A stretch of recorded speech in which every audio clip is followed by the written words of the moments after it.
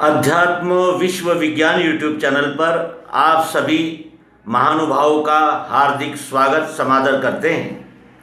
मित्रों, आज की शंका समाधान प्रश्न मंजूषा में कुछ प्रश्न प्राप्त हुए हैं और उन प्रश्नों का हम यथामति विचार करेंगे और निराकरण करने का प्रयास करेंगे। पहला प्रश्न है कि शरीर 5 तत्वों से बना है, यह आप कहते हैं, तो वो पंचीकरण क्या है?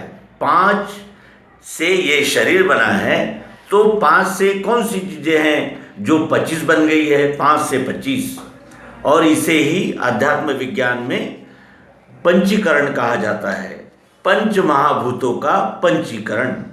तो दूसरा प्रश्न है, साकार वस्तु सर्वव्यापक नहीं हो सकती, ऐसा महर्षि दयानंद कहते हैं। खंडयी होती है, साकार वस्तु खंडयी होती है। साकार निराकार ईश्वर वेद के विरुद्ध है, ऐसा महर्षि दयानंद जी कहते हैं। तो उसके अनंतर सर्वप्रथम वर्ण कैसे बने? सभी अपने स्वभाव के अनुसार कार्य क्यों नहीं करते? विश्व रूप का मनुष्य के सुख दुख से नाता क्यों नहीं है?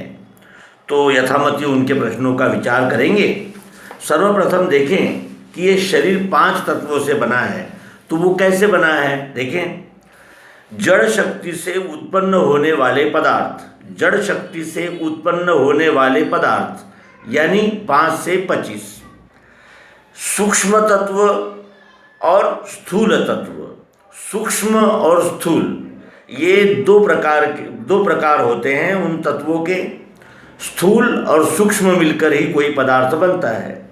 शुरुआत में देखें, सूक्ष्म पृथ्वी और स्थूल पृथ्वी से अस्थि बनी है, यानी हमारी हड्डियाँ।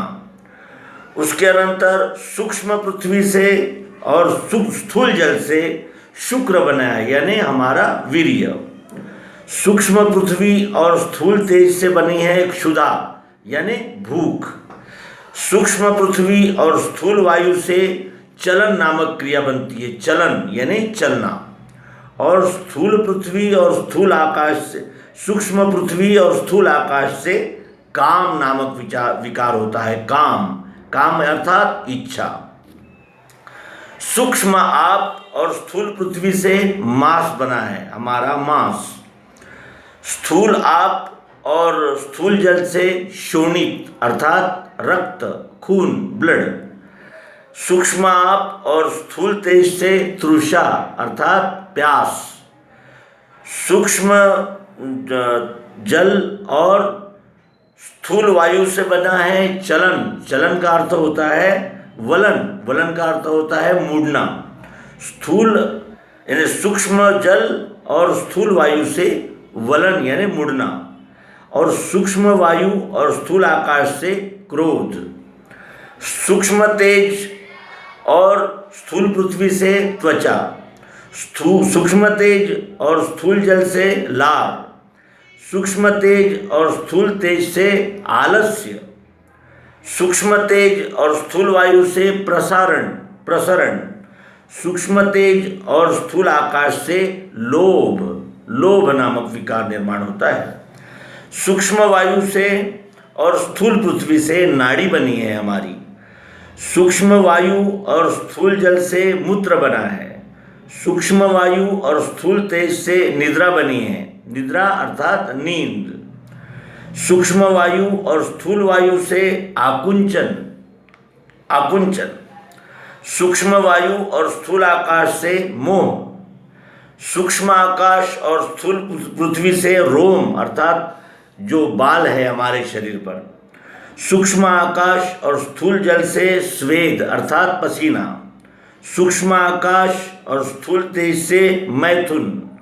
सूक्ष्म आकाश और स्थूल वायु से निरोधन अर्थात रोकने की क्रिया। सूक्ष्म आकाश और स्थूल आकाश से भय नामक विकार तैयार हुआ। इस तरह पृथ्वी जल अग्नि वायु आकाश से अस्थि, मांस, त्वचा, नाड़ी, रोम। शुक्र, शोणित, लार, मूत्र, स्वेद। क्षुधा, तृषा, आलस्य, निद्रा, मैथुन। चलन वलन प्रसरण आकुंचन निरोधन और काम क्रोध लोभ मोह और भय, इस प्रकार 5 से 25 निर्माण होते हैं। तो इस तरह हमने ये शरीर पंच तत्वों से, पंच महाभूतों से बना हुआ है, वो कैसे, इसका हमने इन्हें अवलोकन किया। जड़ शक्ति अर्थात पंचीकरण से उत्पन्न होने वाले पदार्थ। अब उसके अनंतर दूसरे प्रश्न की ओर चलें। साकार वस्तु सर्वव्यापक नहीं हो सकती, खंड ही होती है। महर्षि दयानंद सरस्वती ये हमारी एक विभूति हुई है और इन्होंने आर्य समाज की स्थापना की। सत्यार्थ प्रकाश नाम का एक ग्रंथ इनका प्रसिद्ध है और इनके विचारों को उद्धृत करते हुए हमारे एक प्रिय पाठक कहते हैं कि साकार वस्तु सर्वव्यापक नहीं हो सकती। तो साकार वस्तु सर्वव्यापक नहीं हो सकती, ये तो ठीक है, लेकिन बगैर निराकार के साकार वस्तु रह सकती है क्या? बगैर निराकार से साकार वस्तु रह सकती है क्या? इसका उदाहरण देखेंगे कि ये निराकार, इसमें चाह, जरूरत, प्रियत्व, मिठास थी, हमें हमारे लिए ये प्रिय है, प्यारापन है। इस प्यारेपन को ये वस्त्र छोड़ सकता है? अपने प्यारेपन को चश्मा छोड़ सकता है? नहीं। तो ये भी प्यारा है, ये भी प्यारा है, ये भी प्यारा है, ये सब कुछ प्यारा ही प्यारा साकार रूप से ही दिखता है, अदृश्य नहीं होता। प्यारा है क्या? तो वस्तु यानी दिखती है। और साकार का अर्थ केवल इतना ही नहीं है, ये भी साकार है तो ये भी साकार है, ये भी साकार है, सब साकार ही साकार तो है।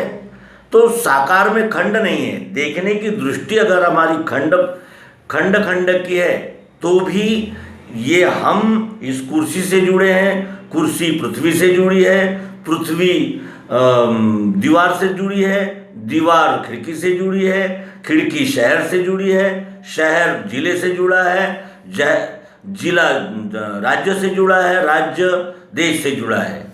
ये देखने का ही एक नज़रिया है। सभी सीढ़ियाँ हैं, जितनी भी इस विश्व में यानी आध्यात्मिक चिंतन हुआ है वो सब सीढ़ियाँ हैं। अनीश्वरवाद भी इस अध्यात्म विज्ञान को स्वस्वरूप दर्शन को प्राप्त करने के लिए उपलब्ध सीढ़ियाँ ही है। महर्षि दयानंद जी भी जो कहते हैं वही भी सीढ़ियाँ हैं। तो और वो आगे कहते हैं कि साकार निराकार ईश्वर वेद विरुद्ध है। तो वेदों ने क्या कहा अंतिमतः? गुणों को गा रहे वेद, गुणातीत पार्थ हो। वेद जो है वो सत्वगुण, रजोगुण, तमोगुण तक ही सीमित रहे। अंत में वेदों ने क्या कहा? नेति नेति। क्यों ऐसा कहा नेति नेति? इतना ही नहीं, इतना ही नहीं। क्यों? क्योंकि उन्हें अक्षर का प्रकाश नहीं था, और क्षर और अक्षर ये दोनों एक रूप हो जाते हैं पुरुषोत्तम में। ये वस्तु दर्शन का लाभ वेदों को नहीं हुआ है। वेद ये एक प्रकार का अनुसंधान है, जो कि एक सीढ़ी है, सोपान है, स्टेप है, लेकिन वो पूर्ण नहीं है, क्योंकि गुणों को गा रहे वेद। वेद सत्वगुण, रजोगुण, तमोगुण इनको ही गा रहे हैं। इसीलिए अर्जुन तू गुणातीत हो।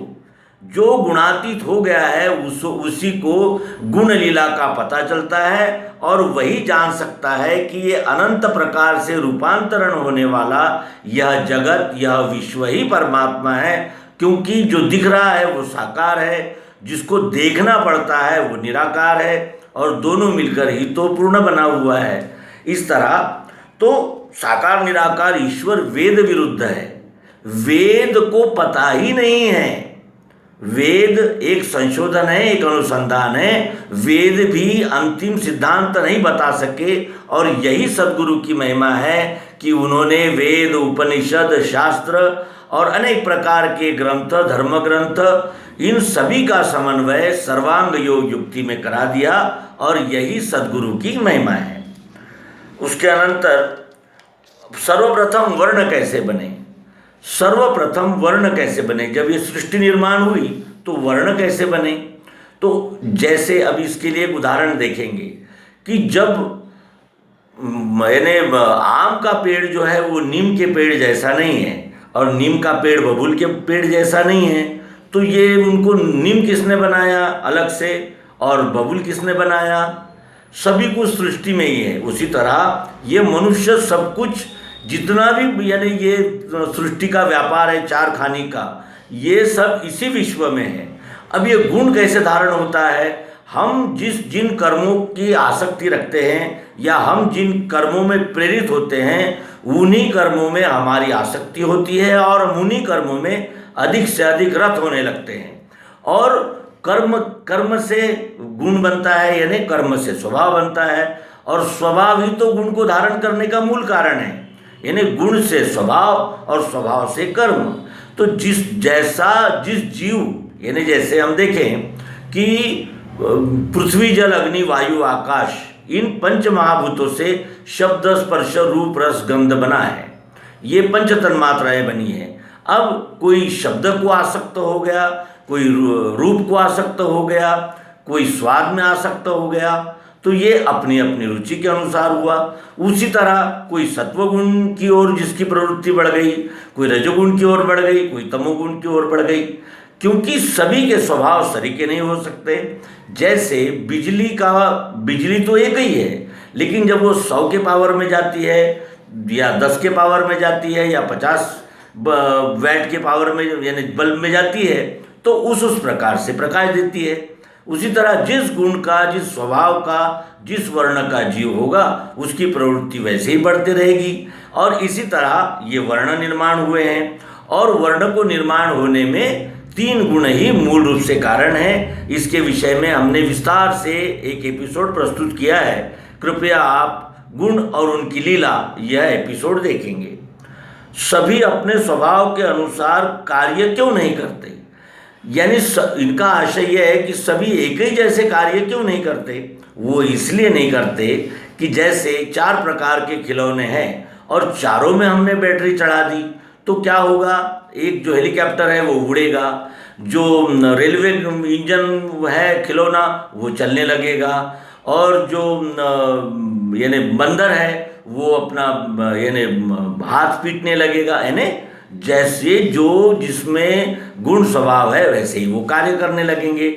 सभी एक जैसे कार्य करेंगे तो भी नहीं चल सकता, और सभी को अलग अलग कार्य दिए गए हैं, लेकिन वो विश्व के लिए ही दिए गए हैं। ये महत्वपूर्ण है। यानी एक ही विश्व के लिए सभी को अलग अलग कार्य दिए गए हैं, और अपने अपने वर्ण गुण स्वभाव के अनुसार सभी जीव कार्यरत होते हैं। चौथा प्रश्न है कि विश्व रूप का मनुष्य के सुख दुख से नाता नहीं है। तो हमने शुरुआत में ही कहा था कि मनुष्य अपने सुख दुख का स्वयं ही निर्माता है। उसको सुख और दुख ये दोनों ध्यान में आते हैं। सुख दुख ये सभी मानवों के लिए है, लेकिन इन सुख दुख को जानकर और कर्म कौशल्य प्राप्त करके मनुष्य आनंद को प्राप्त कर सकता है, जो कि इसकी तीसरी स्टेज है। त्रिपुटी यहाँ भी है, सुख दुख और आनंद, क्षर अक्षर पुरुषोत्तम। इस तरह त्रिपुटीमय ये संसार रहने से इसकी लीला त्रिपुटीमय है, और त्रिपुटी को जानकर ही मनुष्य अपने गुण स्वभाव वर्ण का दृष्टा हो सकता है। ये कहते हुए यहाँ इस अल्पशंका समाधान का समापन करेंगे। सभी को हार्दिक धन्यवाद। नमस्कार।